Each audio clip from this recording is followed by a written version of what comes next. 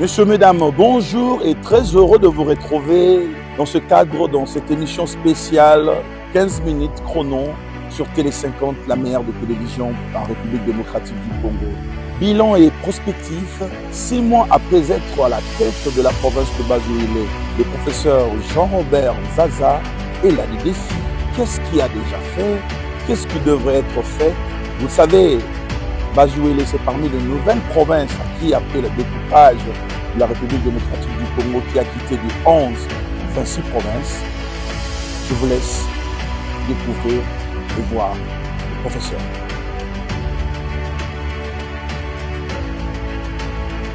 Merci beaucoup. 6 mois après, c'est vrai qu'il faut un bilan. Peut-être que je ne suis pas la personne invitée pour le faire, comme vous l'avez dit. Je crois les journalistes, la population, les membres, les différents membres de la société civile, tout ça, pourront peut-être dire un mot sur ce que nous avons pu réaliser durant les 6 mois. Mais d'entrée de jeu, j'aimerais dire que lorsque nous sommes allés à l'Assemblée provinciale pour présenter notre programme, qui a été accepté par les députés provinciaux, nous avions remarqué que le Bazoulé est doté de nombreuses ressources naturelles et que nous avions demandé cette mission d'aller aider à transformer ces ressources naturelles en richesses qui pourront être distribuées équitablement entre les filles et les fils de la province de Bazoulé. 6 mois après, c'est vrai qu'il y a beaucoup de défis qui restent à réaliser. Et comme vous le savez, la province de Bazoulé est l'une de celles qui est complètement enclavée. Avec un réseau routier d'intérêt général d'environ 2400 km, vous conviendrez avec moi que moins de 10% de ces réseaux est praticable, d'où la province est complètement enclavée. Et voilà, lorsque nous avons échangé avec les députés provinciaux et les membres de la population, il nous avait été demandé d'axer notre priorité sur la réhabilitation des infrastructures. 6 mois après, c'est vrai qu'il y a eu des petits pas, mais des pas qui, je pense, ont permis à faire avancer la province du Bazoulé. Nous voulons ici saluer la vision du chef de l'État avec ce que nous appelons aujourd'hui la gratuité. S'il y a des provinces qui ont vraiment profité de cette gratuité, c'est la province du Bazoulé. Pour accompagner la politique prônée par le chef de l'État dans la gratuité de l'enseignement, le gouvernement provincial a mis en place une campagne que nous avons dénommée « Pas d'école sans banc ».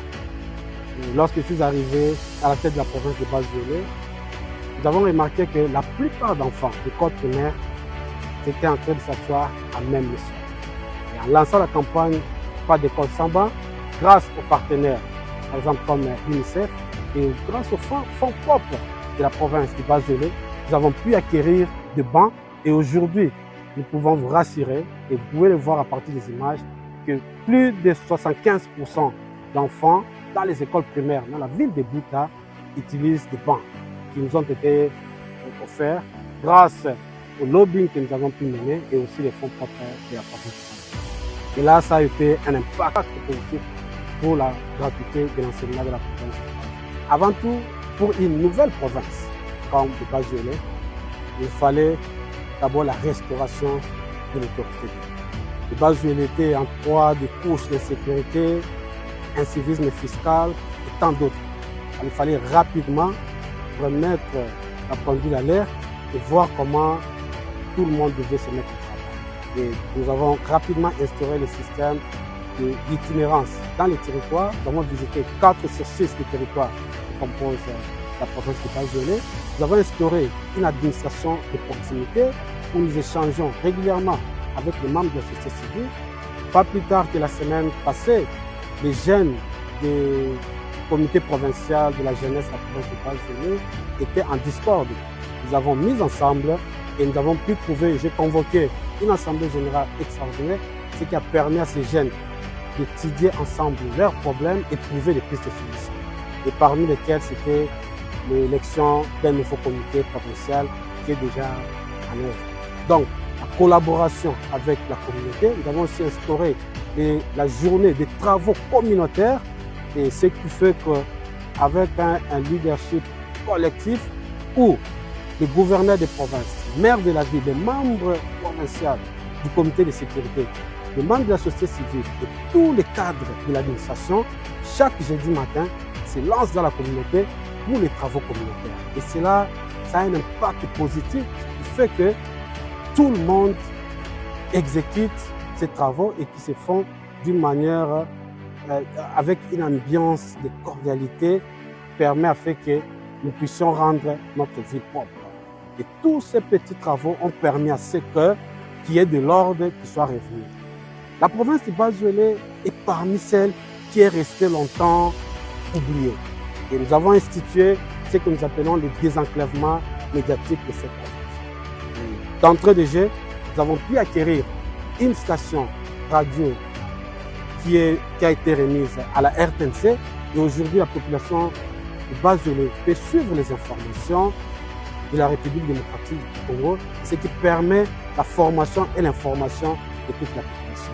Et au mois de mars et avril, nous projetons ouvrir aussi une télé, ce qui sera une première pour la province de Bas-Zelé. Ce sont des moyens qui pourront être utilisés pour permettre l'émergence de cette nouvelle province qui est dotée de richesses, des ressources naturelles innombrables. Je prends l'exemple de la couverture forestière de cette province qui est environ 10% avec une méga biodiversité, bien que jusqu'à présent, cette province n'en tire pas encore profit. 6 mois après, la province de Bas-Zelé continue à se rechercher. Il y a une volonté collective des filles et fils de cette province d'aller de l'avant et de faire émerger cette nouvelle province. Comme je le disais en amont, le réseau routier d'intérêt général de la province de Bas-Zelé est constitué d'environ 2400 km et la province est complètement enclavée. Il y a 3 axes vitaux, l'axe Isiro-Bouta, Bouta-Ndou et Bouta-Isanga. Avant d'attendre l'appui du gouvernement central, nous avons pu lancer les travaux grâce à la contribution de certaines filles et fils de la province. Nous voulons saluer ici l'assistance substantielle que nous avons reçue de la sénatrice Carole Aguito à travers sa fondation qui a mis à notre disposition 100 mètres cubes de carburant, environ 500 fils. Ce qui nous a permis d'attaquer les chapelets de bourbiers que nous appelons communément morgue. Ça c'est dénommé par la population. Et aujourd'hui, je vous informe que dans 1 ou 2 semaines, cette partie sera praticable. Et ça s'est fait grâce à la volonté du gouvernement provincial, grâce à la contribution d'une grande fille de la province qui nous a aidés et qui a permis à ce que ces travaux puissent se lancer. Je continue à lancer un vibrant appel à toutes les filles et les fils de Bas-Zelé de venir afin que nous puissions fédérer nos efforts pour faire émerger notre province. C'est effectivement ce qui se passe maintenant au niveau de la base, où nous ne pouvons pas simplement attendre ce qui va venir du gouvernement, mais déjà sur place, nous pouvons faire quelque chose. Et nous continuons avec ces infrastructures parce que les 2 axes vitaux qui restent, Kisangani et Ndou, Bondo-Ndou, constituent un secteur clé pour l'émergence de notre province. Et nous savons que la réhabilitation de ces infrastructures permettra à ce que nous puissions relancer le secteur agricole. La province de Bas-Zelé fut un grenier agricole pour la République démocratique.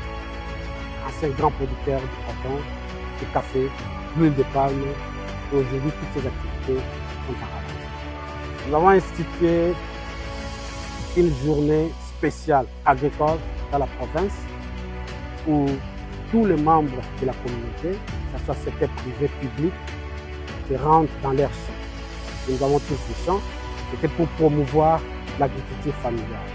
Et je vous informe, pour la première fois, le prix d'une botte de fèves de manioc est resté à 500 francs.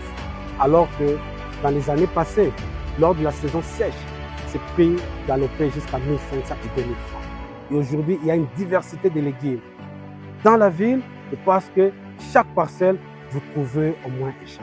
Des cultures comme les pastèques, les choux, n'importe quel légume sont aujourd'hui produits dans la province de Bas-Zelé. Et les filles et les fils de Bas-Zelé peuvent voir qu'avec l'agriculture, il y a beaucoup de choses qui peuvent être faites. Mais comme je l'ai dit tantôt, la réhabilitation des infrastructures routières constitue la clé même pour désamorcer ces développements. Et nous saluons ici la présence de quelques partenaires qui se lancent dans l'agriculture agro-industrielle, bien entendu dans des conditions encore un peu difficiles. Nous citons par exemple la société Païd qui acquit la société à l'époque Codenor qui fut un fleuron de notre province. Et cette acquisition, je me permets quand même de le dire, a été faite d'une manière moins transparente. Les difficultés, c'est vrai.